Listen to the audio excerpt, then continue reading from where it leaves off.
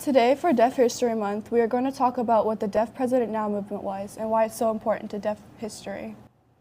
But first, we need to talk about what Gallaudet University is.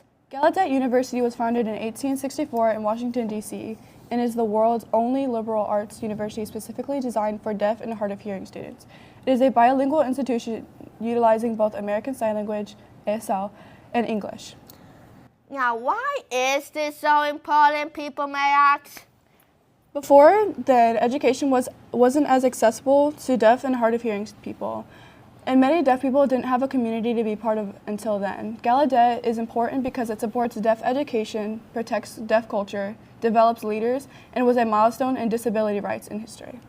Now, what was the Deaf President Now movement? It was a protest back in 1988 at Gallaudet University. That's a week-long student-led movement that demanded a deaf president be appointed at the university. After the Board of Trustees at Gallaudet University appointed Elizabeth Zinsser, a hearing candidate who did not know sign language, over the qualified deaf candidates, the students believed that it was about time for a deaf president who truly understood their language, culture, and experiences, and they wouldn't take no for an answer. Students felt this decision ignored the deaf community's voice. In response, they organized protests across the campus.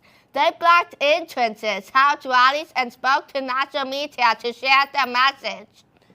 The people of Gallaudet rallied and came up with 4 demands in order for the protest to end and for classes to resume. The four demands were simply that all the Board of Trustees had to do was this. Number 1, Elizabeth Zinsser must resign, and a deaf person must be selected as president. Number 2, Jane Bassett Spearman must resign as chairperson of the Board of Trustees.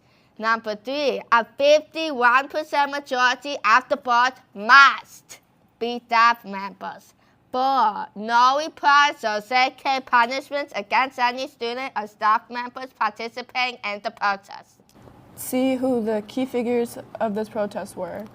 Greg Hillbook, the student body president, Brigitta Byrne-Frill, Jerry Covell, Niall DeMarco, and David Guggenheim, and Tim Rars. So, what ended up happening? Well, in March 1988, the protest ended with a historic victory.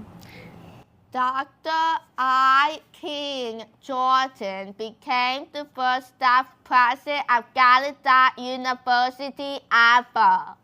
It helped pave way for the passing of Americans with Disabilities Act, ADA, 1990, and it inspired many DPNs, or mini Deaf President Nows, at other schools for deaf, and served as a blueprint for international deaf rights movements.